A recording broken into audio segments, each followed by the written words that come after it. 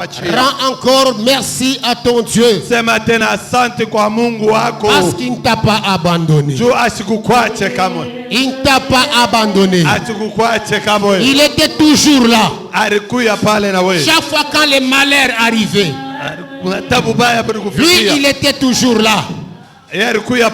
Chaque fois quand les problèmes arrivaient, lui il était toujours là.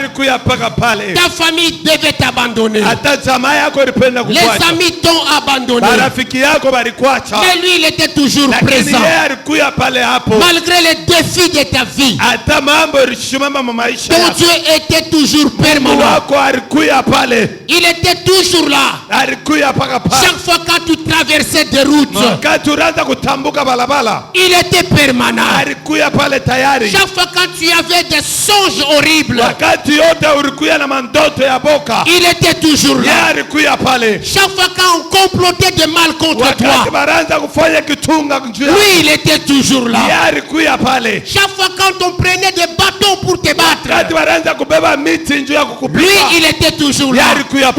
Quand les déportateurs s'est élevé pour t'emporter loin de toi, l'Éternel était toujours là. Oui, Dieu était toujours là. Dis-lui seulement merci. Dis-lui seulement merci. Parce que tu étais là.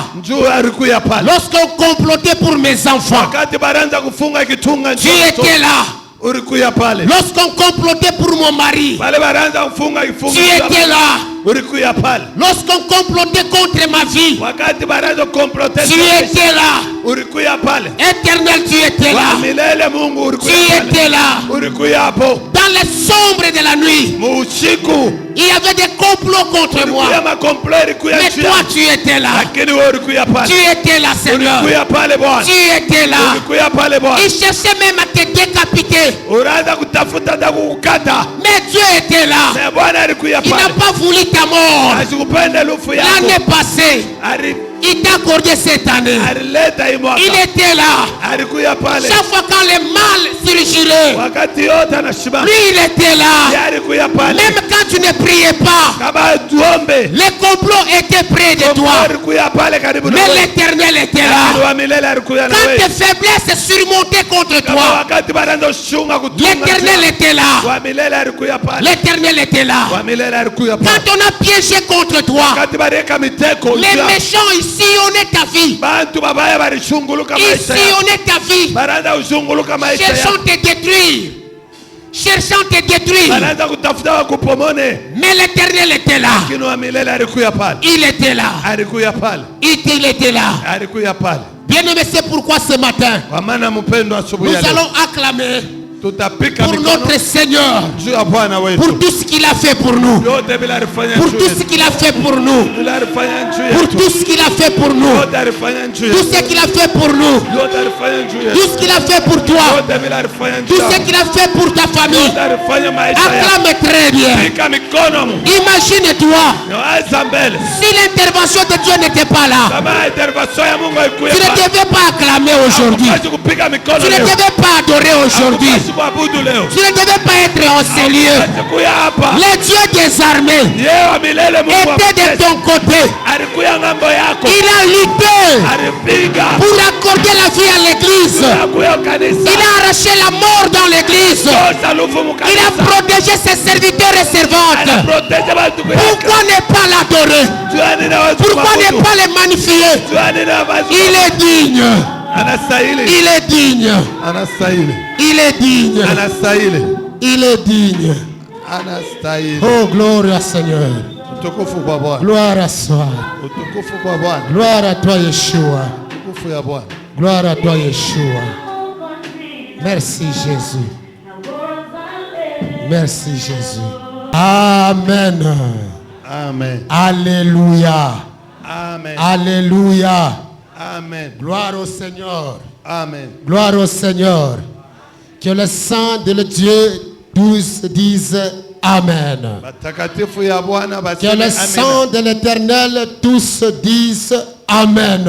Amen. Que le sang de Dieu tous crions Alléluia. Alléluia. Que le sang de Dieu, tous crions Hosanna. Hosanna. Hosanna. Hosanna. Gloire au Seigneur. Amen. Nous sommes dans notre thème Tuko mukishina yetu. que nous avions abordé durant cette semaine. Ile turingia muichuma. Laisse-moi aller, Unyache nyende. car l'aurore s'élève. Njoo bunafia kukatika. Laisse-moi aller, Unyache nyende. car l'aurore s'élève. Njoo bunafia kukatika. Alléluia. Amen. Alléluia. Amen. Et nous allons nous tenir debout Na tutasimama yulu. pour écouter la lecture. Njoo kushikia miandiko. Et on va nous lire Batetusomea dans le livre de Genèse, kitabu ya Mwanzo chapitre 32, 32, versets 24 à 30. le verset 24 à 30. Et ensuite, on va encore nous lire Kisha tena batetusomea 2 Chroniques, chapitre 30, 2 Chroniques chapitre 30, verset 9. verset 9. Nous lisons 17 et 20. Tutaluka na tutasoma 17 na 20.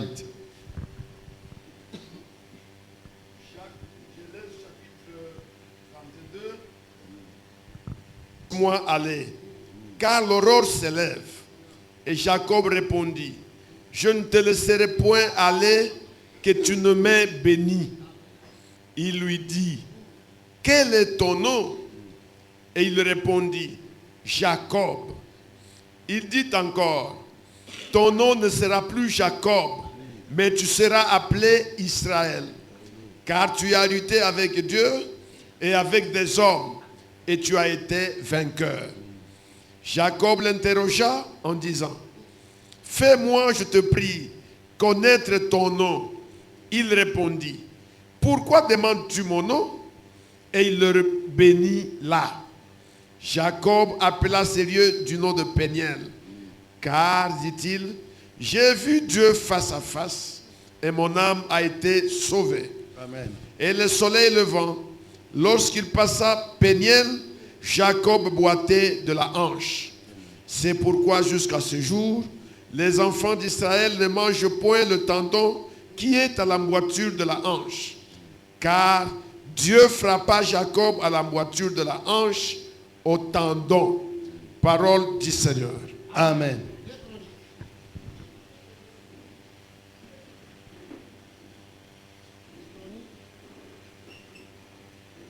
Deux Chroniques, chapitre 30, verset 9, nous sortons, nous lisons 17 et 20. 2 Chroniques, chapitre 30, le verset 9, nous lisons. Si vous revenez à l'Éternel, vos frères et vos fils trouveront miséricorde auprès de ceux qui les ont amenés captifs. Et ils reviendront dans ce pays, car l'Éternel, votre Dieu, est compatissant et miséricordieux. Et il ne détournera pas sa face de vous si vous revenez à lui. Comme il y avait dans l'assemblée beaucoup de gens qui ne s'étaient pas sanctifiés, les Lévites se chargèrent d'immoler les victimes de la Pâque pour tous ceux qui n'étaient pas purs, afin de les consacrer à l'Éternel. Car une grande partie du peuple, beaucoup de ceux d'Éphraïm, de Manassé, d'Issachar et de Zabulon ne s'étaient pas purifiés, et ils mangèrent la Pâque sans se conformer à ce qui est écrit. Mais Ézéchias pria pour eux en disant, veille l'Éternel qui est bon, pardonnez à tous ceux qui ont appliqué leur cœur à chercher Dieu. L'Éternel, le Dieu de leur père, quoiqu'il n'ait pas pratiqué la sainteté, la sainte purification, l'Éternel exauça Ézéchias et il pardonna au peuple. Ainsi, les enfants d'Israël qui se trouvèrent à Jérusalem célébrèrent la fête de pain sans levain pendant 7 jours avec une grande joie. Et chaque jour, les Lévites et les sacrificateurs louaient l'Éternel avec les instruments qui retentissaient en son honneur. Ézéchias parla au cœur de tous les Lévites qui montraient une grande intelligence pour le service de l'Éternel. Ils mangèrent les victimes pendant 7 jours, offrant des sacrifices d'action de grâce et louant l'Éternel, les dieux de leur père. Toute l'assemblée fut d'avis de célébrer 7 autres jours.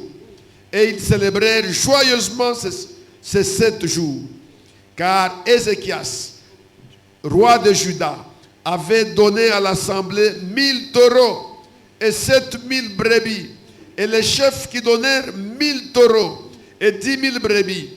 Et des sacrificateurs en grand nombre s'étaient sanctifiés. Alléluia. Amen. Est-ce qu'on peut acclamer pour la lecture? Tunaweza kushangilia On njia peut ya acclamer pour la lecture. tunaweza kushangilia njia ya Alléluia. Amen. Alléluia. Amen. Gloire au Seigneur. Amen. Gloire au Seigneur. Laisse-moi aller, Unyache nyende. car l'aurore s'élève. Usiku bunakucha. Car l'aurore s'élève. Unafia kukatika. Alléluia. Amen. Bien-aimés dans le Seigneur, Upendo katika Bwana. dans le livre qu'on vient de nous lire ici, Mukitabu iba natokea kutusomea.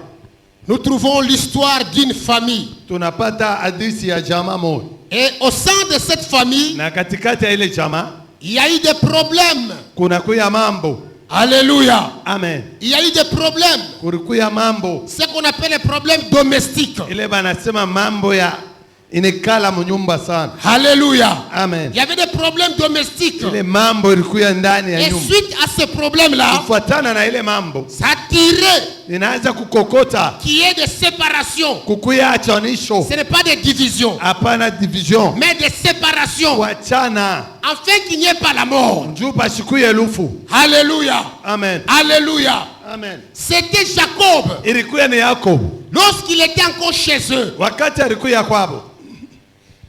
quand il surgit des problèmes domestiques dans leur famille, Wakati munakuya mambo muchama yabo, sa mère Rebecca, mama yake Rebeka elle a compté mieux aliangalia mzuri d'amener Jacob en exil. amupeleke Yakobo ufashi ingine. Gloire au Seigneur. Amen. Pourquoi? Parce que Njuu ya nini? son frère, Njuu ndugu yake il s'est juré déjà de tuer Jacob le jour de la mort de son père. alianza kupanga mipango ya kuwa Yakobo wakati Gloire baba au yake Seigneur. atakufa.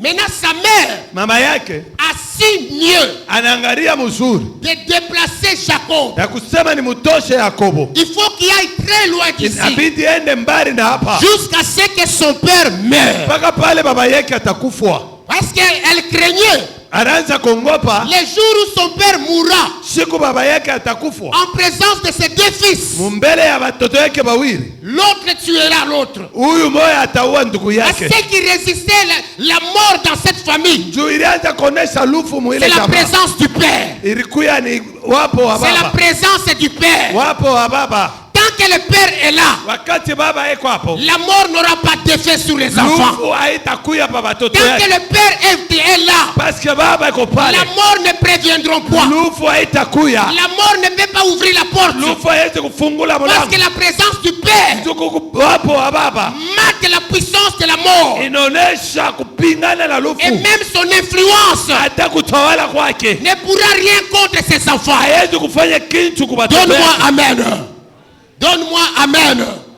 Tant que tu as le père en toi, Wakati kuna baba ndani, tant que tu as le père en toi, wakati kuna baba ndani, la puissance de la mort uwezo ya lufu n'aura pas d'effet sur ta vie, haitakuwa na uwezo pa n'aura maisha, pas d'effet sur ta famille, haitakuwa na uwezo pa n'aura jamaa pas yako, d'effet sur ta vie, bien-aimé. haitakuwa na Tant que uwezo pa maisha le yako. père est avec toi. Wakati baba yako na wewe. Alléluia. Amen. Alléluia. Amen. Isaac était encore là. Isaka alikuya pale, La mort était déjà prononcée. lufu ilikuwa Mais la ishajitangaza, mort n'avait pas d'effet lakini lufu haikuya na uwezo sur Jacob. pa Yakobo. Mais sa mère Lakini mama yake a pensé aliwaza de déplacer Jacob. ya kumtosha Yakobo. Nous connaissons très bien là où il est parti à Haran. Il a passé sa vie là-bas. Et je viens pour vous signaler encore que c'est à l'âge de 77 ans. Lorsque Jacob quitta sa famille pour aller à Haran. Il est parti en exil à 77 ans. Là, il n'avait encore ni femme ni enfant. Dites Amen. Amen. Dites Amen. Amen. Il a fallu qu'il passe beaucoup d'années chez son oncle. Imaginez-vous. Combien d'années il a passé là-bas? Et le jour est arrivé. Il était parti à 77 ans. Mais lors de son retour, il revenait avec toute une famille. Avec toute une famille. 2 femmes. Et beaucoup d'enfants. Et des travailleurs derrière lui. Avec toute une bétail. Il était déjà riche. Il était déjà riche. Gloire au Seigneur. Amen. Gloire au Seigneur. Amen. Maintenant, les problèmes arrivent. Quand il devait maintenant traverser le torrent, il a appris que de l'autre côté, ton frère Esaü, il vient à l'approche. Il vient à l'approche.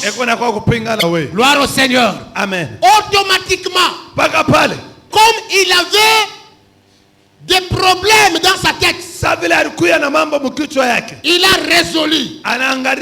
Et Esaü, lorsqu'il vient, il m'avait déjà promis la mort. C'est-à-dire, il vient pour me tuer. Il a eu peur.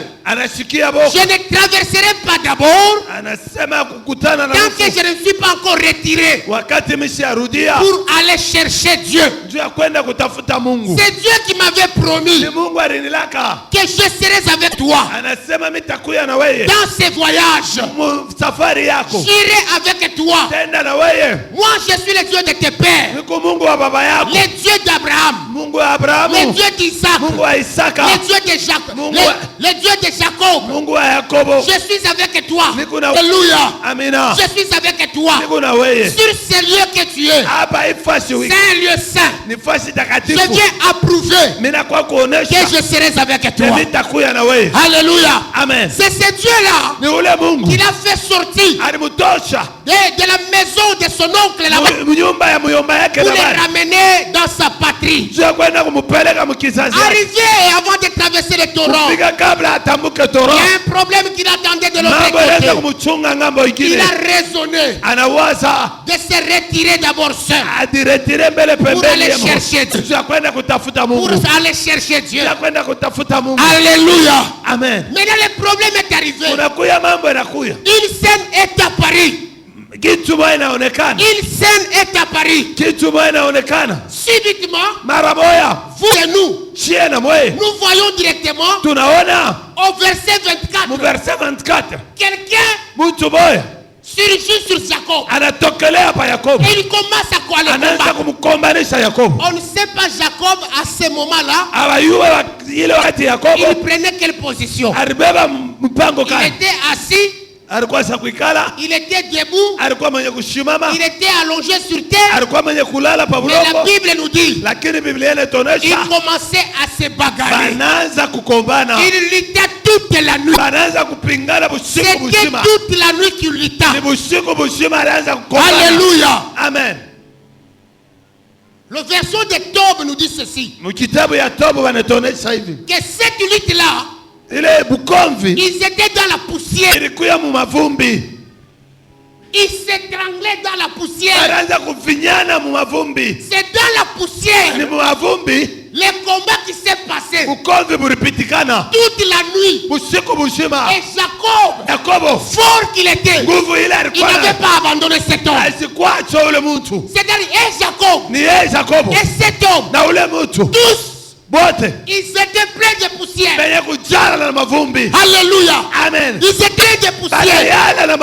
Alléluia. Amen. C'est que Jacob, tellement il avait saisi fortement. Et l'homme commence à nous dire, cet homme c'était qui? Osée nous dit, c'est un ange que Jacob combattait avec. Jacob a lutté avec cet ange durant toute la nuit. Pour que l'ange parte, il faut d'abord affaiblir Jacob et lui frappe sur la moitié.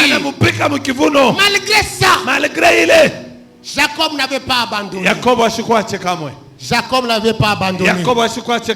Car il savait que cet homme, il est ma bénédiction. Cet homme est ma bénédiction.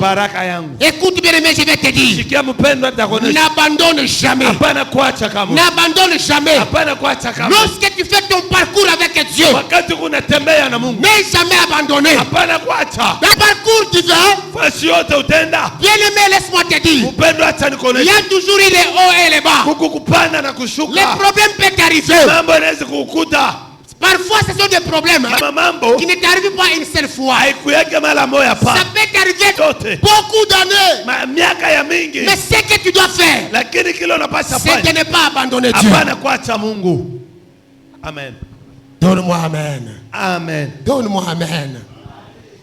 Ce qui est important, ce n'est pas abandonner Dieu. Malgré les coups,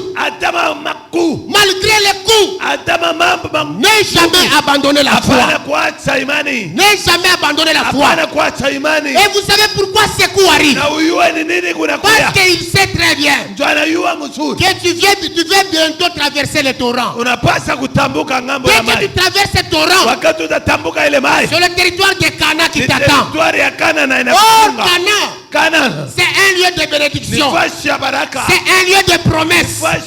C'est de là que Dieu avait dit à Jacob, prends tes femmes et tout est bien. Pars maintenant. Il lui a indiqué un lieu. Mais avant d'arriver en ce lieu-là, alléluia, amen, tu dois recevoir les coups. Il y aura des coups. Tu seras blessé.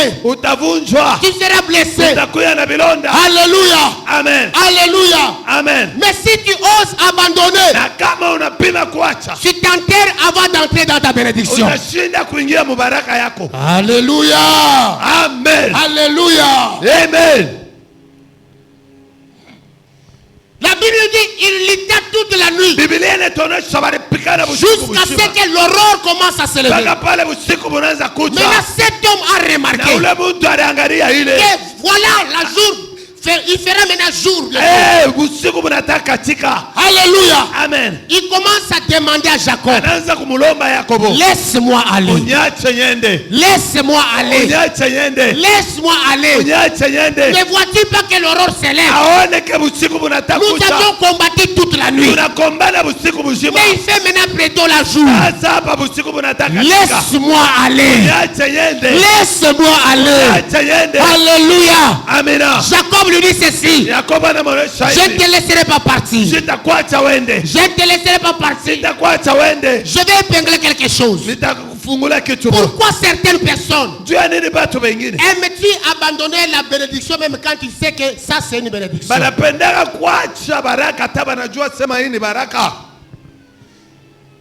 De lui-même c'est très bien.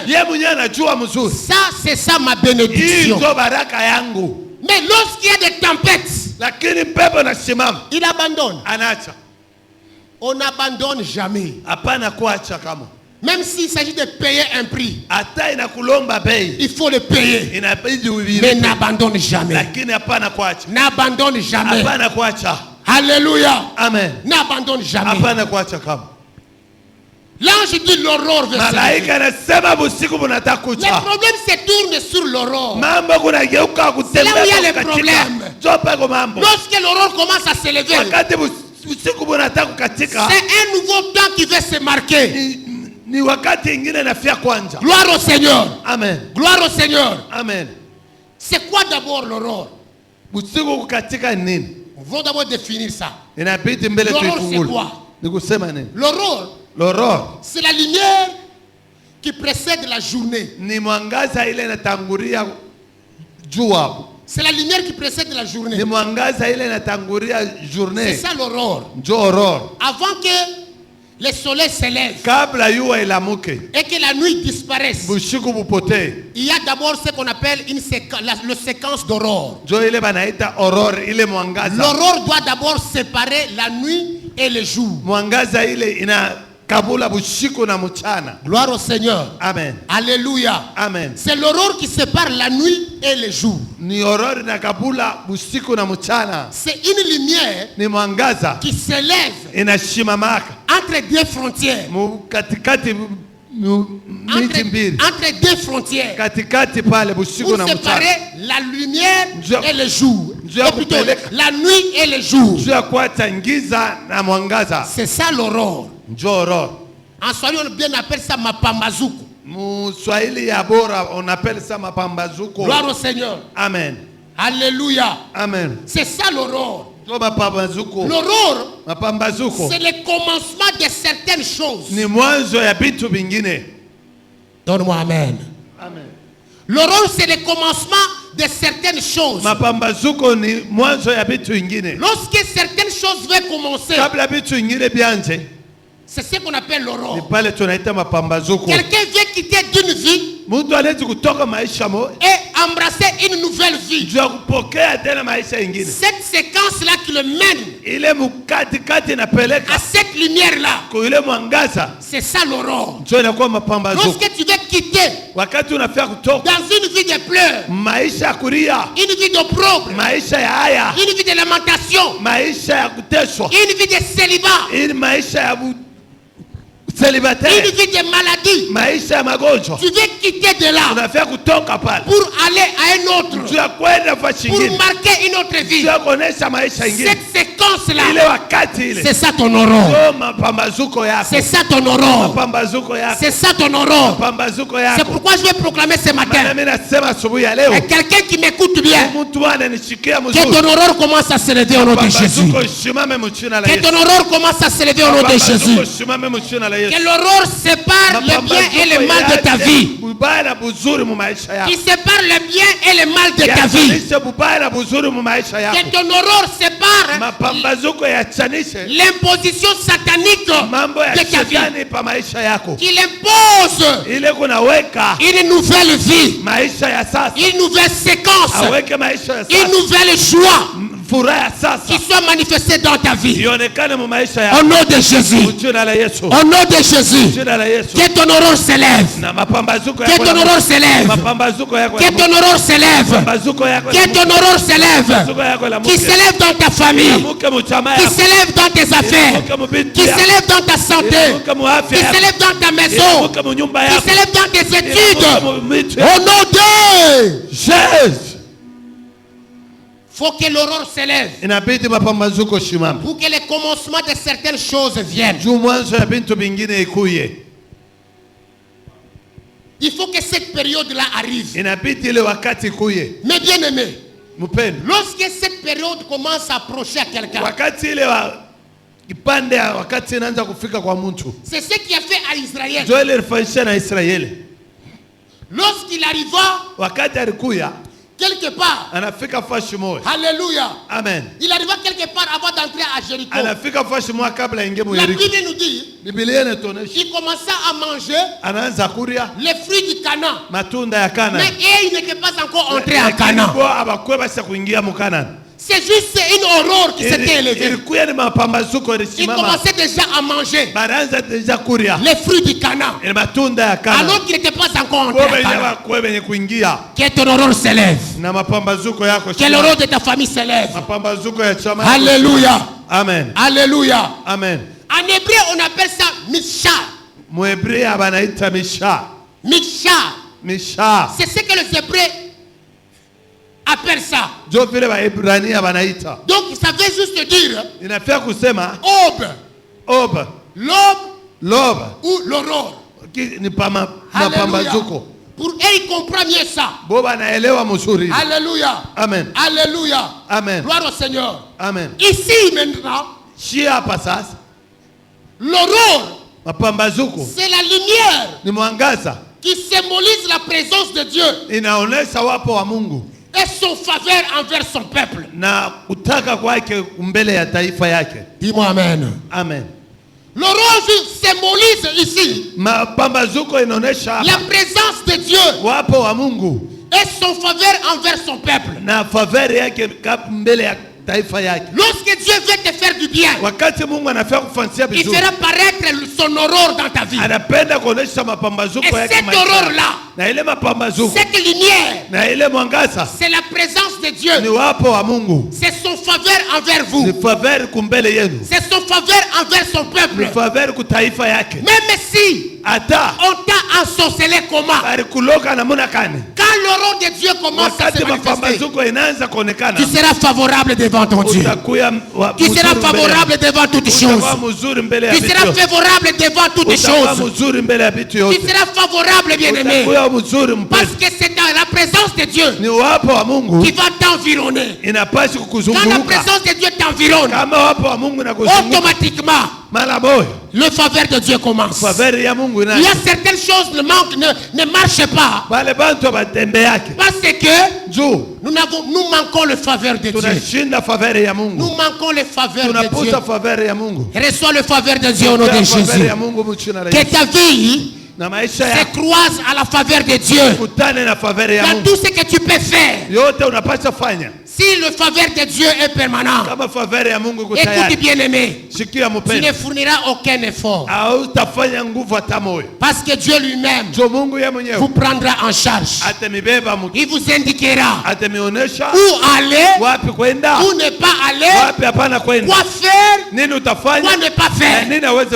Alléluia. Amen. Alléluia. Amen. C'est lui qui coordonne votre terrain.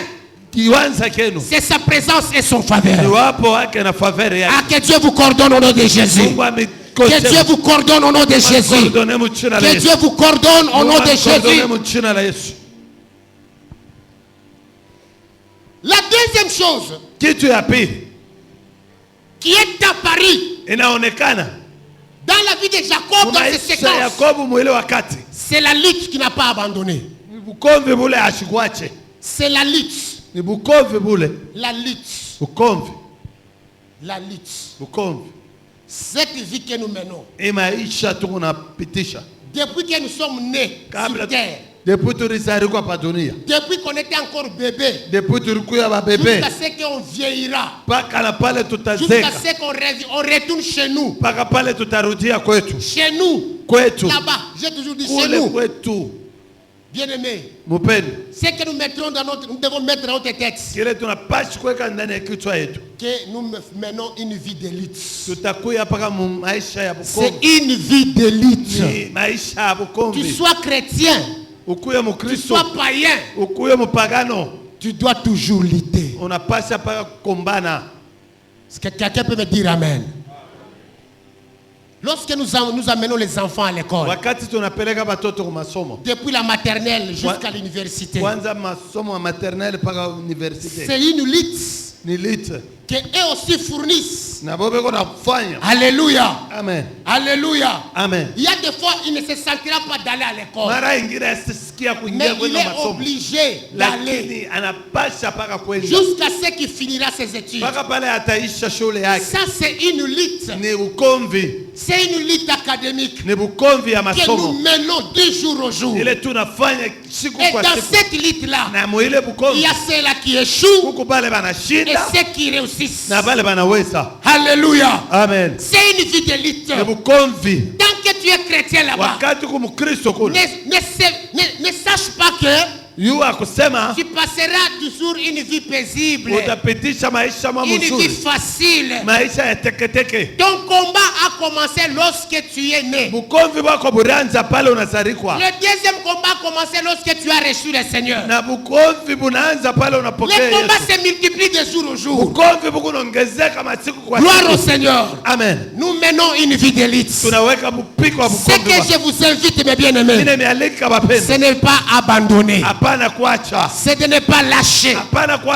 Lorsque vous ne lâchez pas, le Seigneur sera dans votre combat. Le Seigneur sera dans votre combat. Il vous fera faveur. Il vous fera faveur. Et vous le témoignerez. Gloire au Seigneur. Amen. Il y a des gens qui ont lutté.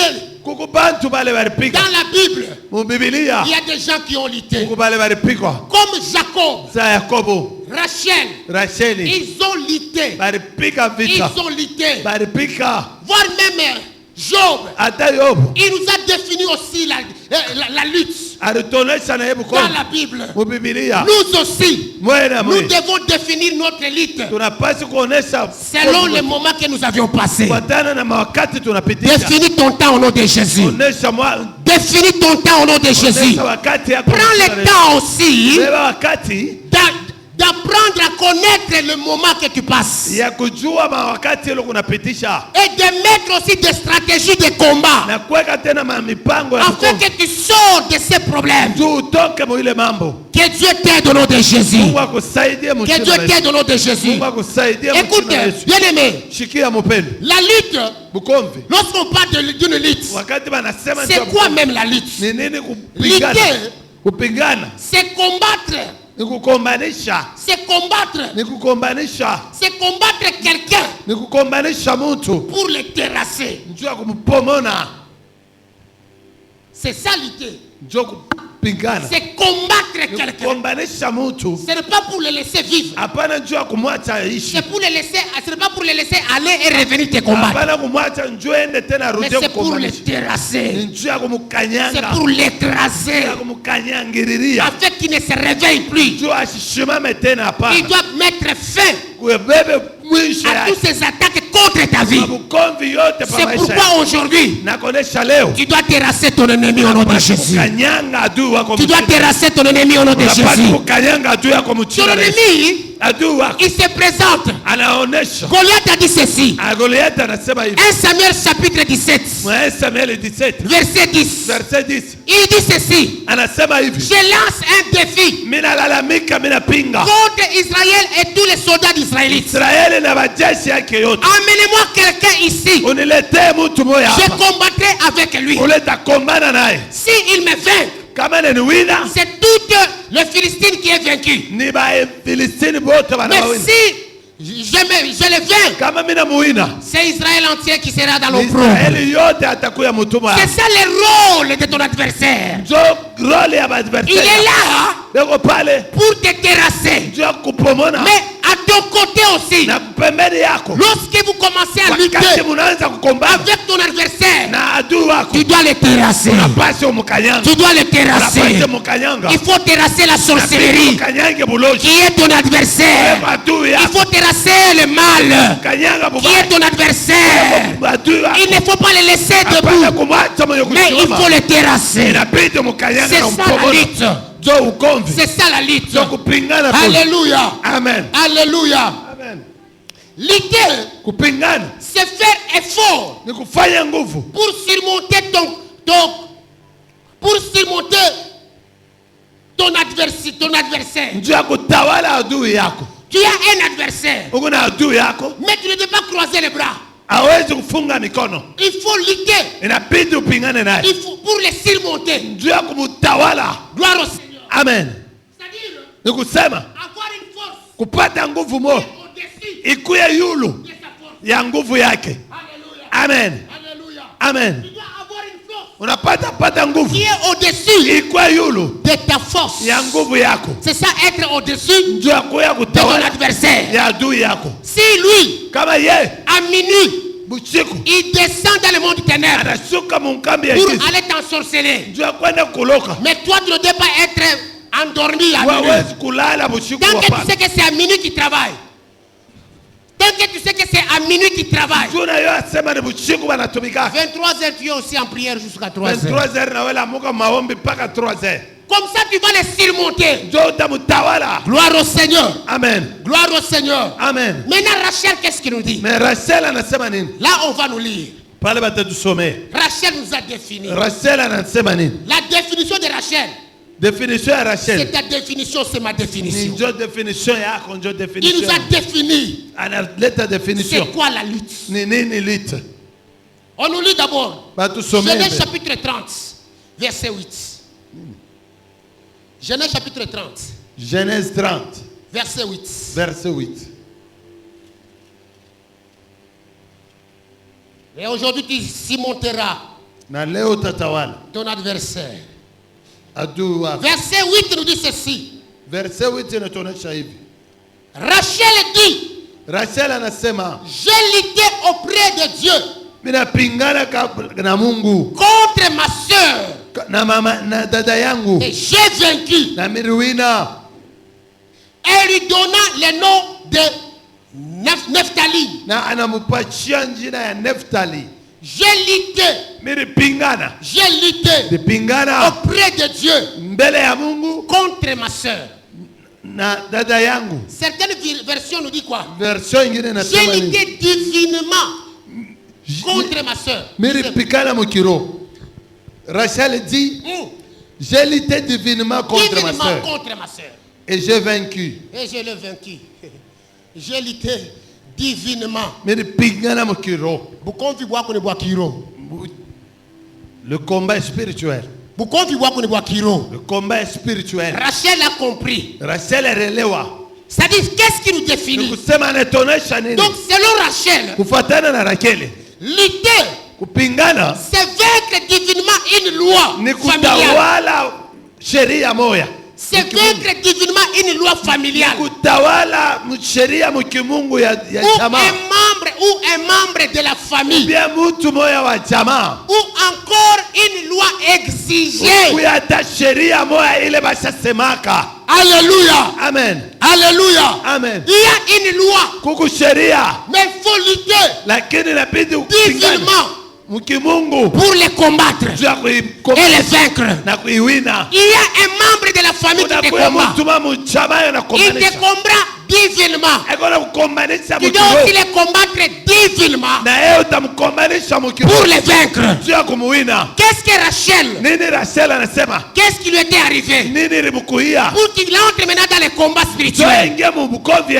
Rachel ne mettait pas au monde. Elle ne mettait pas au monde. Alléluia. Amen. Après tout ce temps ici, elle a vite découvert que c'est lui qui m'ensorcelle. C'est lui qui bloque ma fertilité. C'est ma sœur la sorcière. C'est elle qui m'ensorcelle. Je vais tourner aussi mes combats. Je vais prendre aussi les mesures afin de les combattre pour les vaincre. Pour les vaincre. Rachel, elle a accepté de quitter l'état naturel pour descendre aussi dans l'état spirituel. Pour combattre maintenant sa sœur. Sa sœur alikuwa kesha kumkalamukia zamani. Elle était prudente. Esha kumfikiria huku. Rachel ne pouvait rien faire. Mais toute sa fertilité était dans les mains de sa sœur. Quand elle a découvert, elle a dit non. Le problème de familial, je laisse ça là-bas. Ndugu yangu wa kwetu, mama yangu unisangaji, niache mbele huku. Peko mvita mimi napasha kuangusha. Il y a le combat que je veux. Huyo kuna niroka ni dadangu. Celui qui m'ensorcelle, c'est ma sœur. C'est ma sœur qui. C'est ma sœur. Dada yangu. Anasema, elle a dit, j'ai lutté contre elle. J'ai lutté kupigana naye. Divinement. Mukiro. Alléluia. Amen. Alléluia. Amen. J'ai lutté contre ma soeur divinement. Et je l'ai vaincu. Je l'ai vaincu. Je l'ai vaincu. Ce matin, je vais parler à quelqu'un. Je vais parler à quelqu'un. Je vais parler à un Rachel. Je vais parler à un Rachel de Semi Moussochi. Je vais parler à un Rachel de Lubumbashi. Je vais parler à un Rachel du Congo. Il y a quelqu'un qui te combat en secret. En secret, tu dois aussi entrer dans le divin pour les terrasser. Pour les terrasser. Rachel Baribamba ni buzashi. touché sa fécondité. On a touché sa fécondité. On a refusé. On ne voit pas. Mais ta postérité. Aujourd'hui, tu vas les terrasser au nom de Jésus. Et si Rachel, pour elle c'était le cas de fertilité. Peut-être toi c'est la maladie. Et toi c'est le travail. Et toi c'est les complications. Pour toi c'est les troubles. Peut-être pour toi on veut juste te bouffer, te manger. Cette année, monte dans les divins. Monte dans les divins. Tu vas terrasser celui qui te combat. Tu vas les terrasser au nom de Jésus. Lorsque tu entreras dans les moments divins, c'est alors que ton aurore se lèvera. Tout ce qu'il cherche, c'est que ton aurore n'apparaisse pas. Oh, quand l'aurore apparaît, c'est le changement de séquence de vie. C'est le changement de séquence de vie. Tu étais toujours chaque fois pleureux. Mais tu commences à sourire. Il ne veut pas que tu souries aussi. Alléluia. Amen. Alléluia. Amen. Il ne veut pas la sorcellerie de famille. Ne veut pas la joie dans la famille. Ne veut pas la joie dans quelques-uns. Alléluia. Amen. Et maintenant comme Rachel, tu diras, je vais te combattre divinement. Et je vais te vaincre. Je vais te vaincre. Je vais te vaincre. Que la sorcellerie soit vaincue au nom de Jésus. La sorcellerie soit vaincue au nom de Jésus. Les blocages soient vaincus au nom de Jésus. Le paganisme soit vaincu au nom de Jésus. Oh, qu'il soit vaincu au nom de Jésus. Au nom de Jésus. Il ne veut pas te voir en vie. Il ne veut pas voir ton mari en vie. Il ne veut pas voir tes enfants en vie. Lorsque tes enfants partent à l'école, il y a ceux qui grincent les dents contre eux. Il y a ceux qui grincent les dents contre eux. David nous dit, même ceux-là que j'ai partagé avec le pain, ils ont tourné leurs talons contre moi. Ils me regardent en graissant leurs dents. Et il dit chaque matin, il s'est réveillé encore. Et aujourd'hui c'est encore réveillé. Écoute, quand tu te réveilles, il y a ceux qui grincent les dents. Il ne veut pas te voir comme ça. Il ne veut pas voir ta famille se réveiller. Alléluia. Amen. Dans certaines familles, seulement que cette loi est exigée. Il faut que chaque année on perd quelqu'un. Cette année ici, par ta prière, personne de ta famille ne sera sacrifié. Personne de ta famille ne sera sacrifié. Personne de tes enfants ne sera sacrifié. Personne de ta famille ne sera sacrifié. Personne de tes biens ne sera sacrifié. Est-ce que tu peux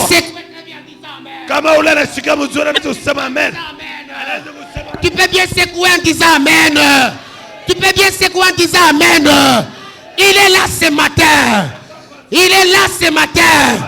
Il est là ce matin pour te donner la vie, pour t'accorder la vie, pour te faire remonter, pour rapporter l'opprobre à tes ennemis et t'accorder les victoires. Ta victoire sera certaine. Ta victoire sera certaine. Car ton aurore va se lever maintenant. Ton aurore va se lever maintenant. L'aurore de ta vie va se lever maintenant.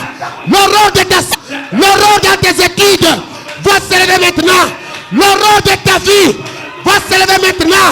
L'aurore de vie va se lever maintenant.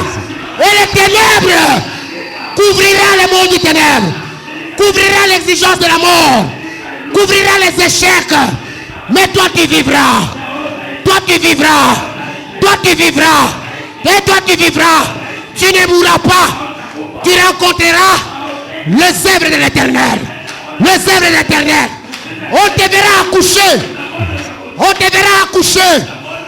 Tu mettras au monde. Tu saisiras tes enfants. Même tes ennemis. Ils verront tes enfants. Puis ils te quitteront avant. Ils te quitteront avant. Ils te quitteront avant. Mais ils verront la gloire du Seigneur s'émouvoir dans ta vie, dans ta famille. Alléluia. Amen. Donne-moi Hosanna. Donne-moi Hosanna. Donne-moi Hosanna. Hosanna. Vous savez Hosanna qui signifie c'est lui qui vient pour nous sauver. Que le Seigneur vienne te sauver. Qui vient te sauver. Qui vient te sauver. Qui vient te sauver. Jacob dit, j'ai vu l'Éternel face à face. J'ai vu l'Éternel face à face. Et mon âme est sauvée. Mon âme est sauvée. Mon âme est sauvée. Que ton âme commence à être sauvée. Reçois les salis. Reçois les salis. Reçois les salis. Reçois les salis. Reçois les salis. Que les méchants te libèrent. Te libèrent. Qui te libère. Qui te libère. Au nom de Jésus. Au nom de Jésus-Christ. L'oracé. J'ai lutté contre ma soeur. J'ai lutté contre ma soeur divinement. Et je l'ai vaincu. Est-ce que tu sais que tu as ta soeur quelque part? Et il ne veut pas que tu sois bien. Il n'aime pas que tu sois bien. Tous ces calculs, c'est de te voir mourir, te voir échouer. C'est ça, c'est calcul. Pour lui, le rapport qui doit amener dans les camps de ténèbres, c'est que ça évolue. Ça évolue.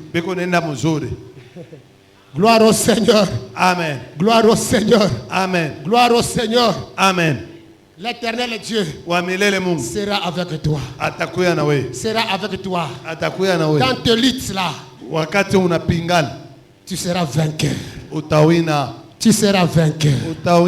Ça c'est la lutte. Selon Rachel. Rachel nous démontre noir sur blanc les combats qu'elle avait. Vous et moi, nous en avons aussi.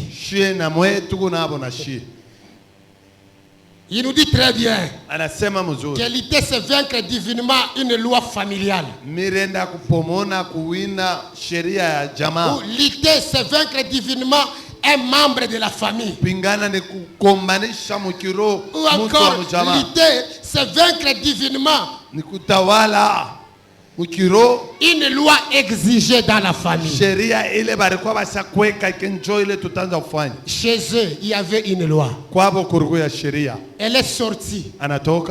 Cette loi lui a accompagné. Mais il devait quand même ouvrir son intelligence. Que la loi de nos coutumes, la loi de chez nous, n'a rien dans cette situation. N'a rien dans cette situation. N'a rien dans cette situation. Alléluia. Amen. Alléluia. Amen. J'aime le roi de Gabaon. Alléluia. Amen. Le roi de Gabaon a répondu ceci à David. Cette affaire, ce n'est pas une affaire d'argent ou de l'or.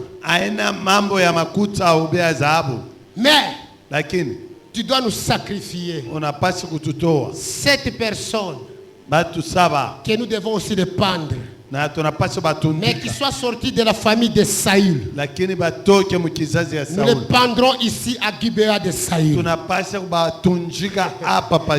Il y a certains problèmes qui arrivent.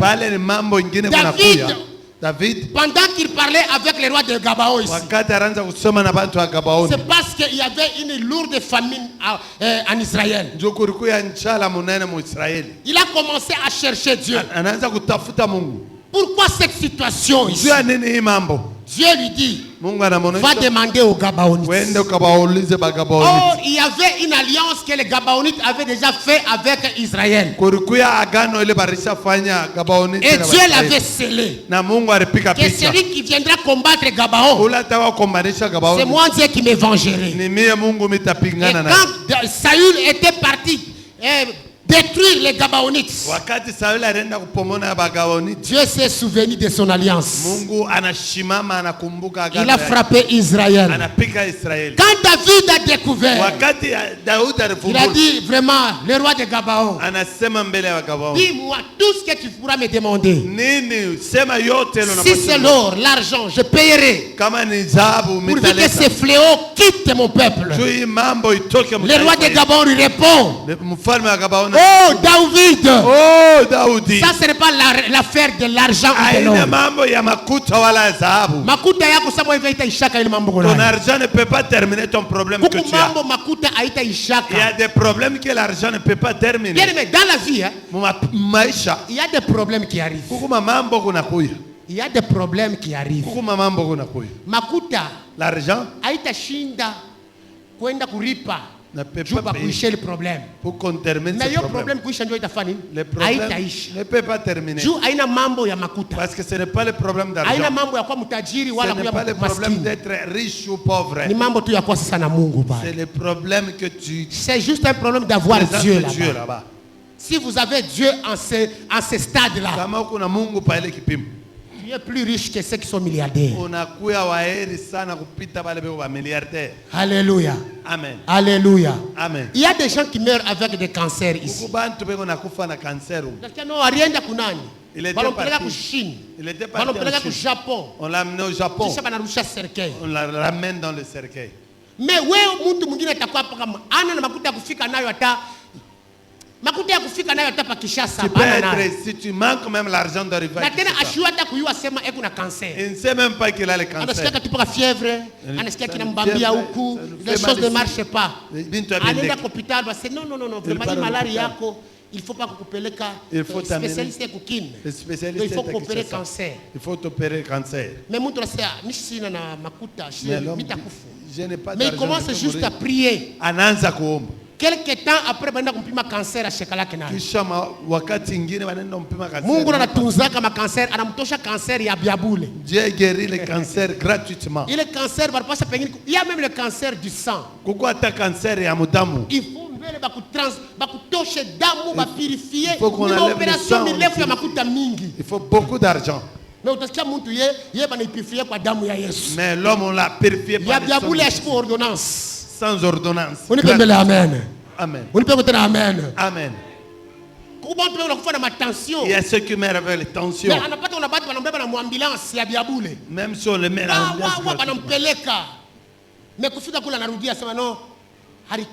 il était mort. Mais les enfants de Dieu, le même maladie qu'il a touché. Je bois seulement de l'eau. Il boit seulement de l'eau de son Père céleste. Les tensions disparaissent. Et les tensions inapotés. Ah, Dieu est merveilleux. Mungu ni wa uwezo. Akuangushe mishale yote katika jina la Yesu. Tous les flèches au nom de Akuangushe kwa mishale yote katika jina la Yesu. Tous les Yesu. flèches au nom de Jésus. Akuangushe mishale yote katika jina la Yesu. Tous les flèches au nom de Jésus. Gloire au Seigneur. Amen. Maintenant, Chiquet. On nous a lu dans 2 Chroniques. Le chapitre 30. Chapitre 30. Versets 9, 17 et 20. Versets 9, 17 et 20. Ici, la parole de Dieu nous dit ceci. Si vous me retournez avec votre cœur, moi Dieu, je ferai vos frères et vos fils qui sont emportés par l'oppresseur, je referai grâce auprès de leurs oppresseurs. Alléluia. Amen. Je referai grâce là-bas. C'est-à-dire comment? Dans ce verset, Dieu a accepté Zabulon. Il accepte la postérité de Zabulon. La postérité d'Israël. Et la postérité de Manassé. La postérité d'Ephraïm. Dieu veut faire le pas. Dans le Pâques, appelez les gens. Soit dans la fête, fêtez ensemble. En appelant les gens. Certains ont refusé. Ils ont minimisé. les messagers et les messages. Gloire au Seigneur. Ils les ont minimisés. Mais écoutez bien aimé. Mais ces 3 tribus, ces 4 tribus, et ils ont accepté de se rendre au temple. Mais la Bible nous dit ceci. Pour aller commémorer la Pâque, il y avait une loi à respecter. Une loi de purification. Mais quant à ces tribus ici, certains n'avaient pas eu le temps de se purifier totalement. Mais quand même, ils ont pris le courage d'aller répondre à l'appel de Dieu.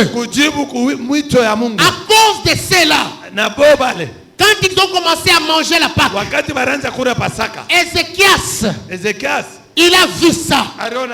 Et il a dit à Dieu, regarde ces gens. C'est qu'ils n'ont pas respecté la loi. Dieu a dit ceci. À cause de venir à mon appel, pendant que les autres ont refusé, prie pour ces gens. Prie pour ces gens. Je vais les pardonner et je les bénirai. Ces jours-là, à cause de l'obéissance, alléluia, amen. À cause de l'obéissance, le peuple de Dieu, Dieu leur avait pardonné. Dieu leur avait pardonné. Il a pardonné leur impureté. Et ils les ont bénis. Pas seulement eux, aussi leurs frères, leurs enfants qui étaient en déportation, parce qu'ils se sont présentés à Dieu. Dieu accepte de libérer leurs familles déportées, leurs vies déportées, leurs affaires déportées, leurs enfants déportés, leurs frères déportés.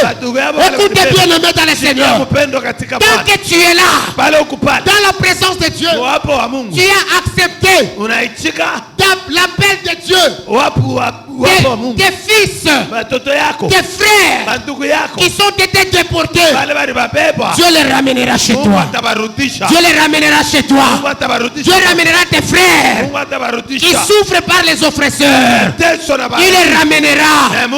Il les fera grâce là-bas. Oh, gloire au Seigneur. Gloire au Seigneur. C'est pourquoi nous disons ceci. Tout ce que le diable, tout ce que la sorcellerie a déporté dans ta vie, à cause de ta présence ici, ta vie sera ramenée au nom de Jésus. Tes enfants seront ramenés au nom de Jésus. Oui, tes frères seront ramenés au nom de Jésus.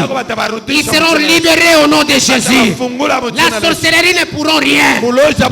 Parce qu'à ce stade, c'est Dieu lui-même. Il commence à toucher les déportateurs. Dans ce monde, nous avons les déportateurs. La sorcellerie déporte la vie de plusieurs personnes. Il déporte la vie de plusieurs personnes. Nous avions le choléra ici. Les gens meurent. Je ne sais pas si vous passez au niveau du centre. Les gens meurent tellement que vous ne pouvez pas imaginer. C'est le fléau du déportateur. À cause de ta prière ce matin, tu prieras. Et le choléra va quitter notre patrie, va quitter ta maison, va quitter ton parcelle, va quitter votre commune, va te libérer. Au nom de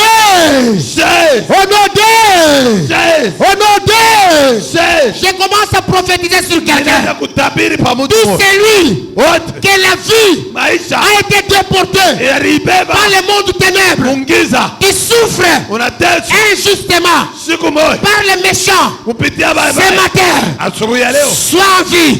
Sois en vie. Sois en vie. Sois en vie. Que les déportateurs te libèrent. Ils ont compliqué ta vie. Ils ont compliqué ton mariage. Ils ont compliqué tes études. Ils ont compliqué ta marche. Écoute ce matin. Toi qui as été frappé par les flèches du ténèbre, ce matin ici, oh, sois ramené. Sois ramené. Sois ramené. Sois ramené. Au nom de Au nom de Jésus. Nous allons tenir debout. On va prier. Nous allons prier. Que les déportateurs n'aient pas accès sur ta vie.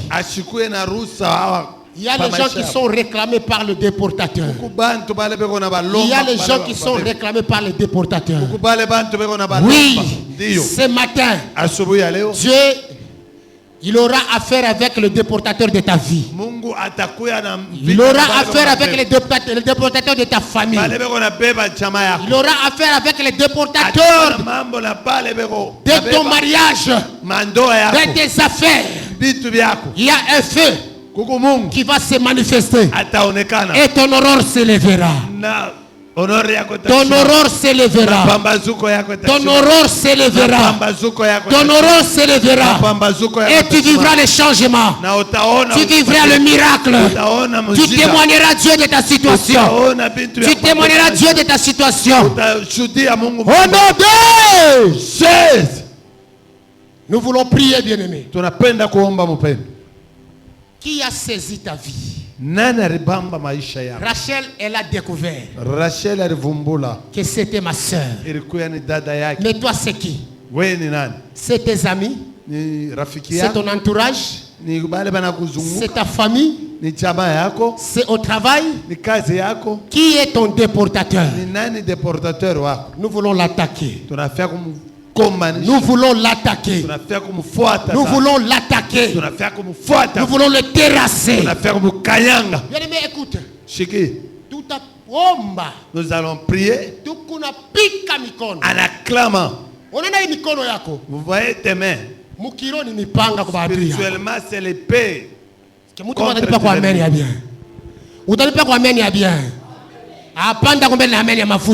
Amen. Pana amen ya musuja. Pana amen ya mtu anafunguliwa. Amen. Sema mbele onode. Tukuna pika mikono yetu. Nous allons acclamer contre tout celui qui nous ont attaqués. Contre tout celui qui a touché ta vie. Il y a quelqu'un qui ne veut pas que ton aurore paraisse. Il veut te voir toujours souffrir. Il veut toujours te voir pour le demander. Mais Dieu a déjà accordé une vie pour toi. Donne-moi d'abord une amen. Donne-moi une amen. Amen. Donne-moi une amen. Amen. Donne-moi une amen au nom de Jésus. Amen.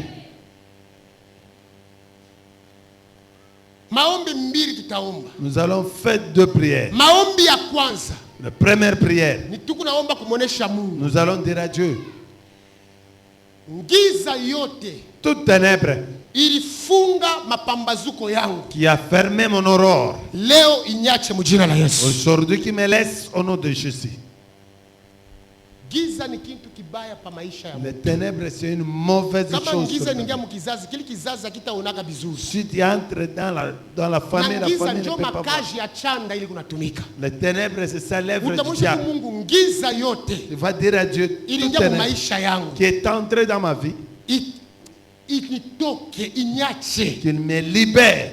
Il libère maisha yangu. Il libère ma vie. Il libère ma affaire yangu. Il libère mes affaires. Il libère nyumba yangu. Il libère ma maison. Giza inaweza kuya malari. Les ténèbres peut être la maladie. Peut être la souffrance. Tout ce que tu fais, ça n'avance pas. Même si tu commences quelque chose, je vais tomber en faillite. C'est les ténèbres qui arrivent. Il faut que l'aurore apparaisse. Alléluia. Amen. Alléluia. Amen. Je ne peux pas faire un mois. C'est les ténèbres qui témoignent. Que les ténèbres quittent. Que l'aurore apparaisse. Pour que la lumière apparaisse. Au nom de Jésus. Au nom de Jésus. Sema Yesu mara moya. Yesu. Yes. Sema Yesu. Yes. macho. Ferme tes yeux. Nous allons dire Jésus 3 fois.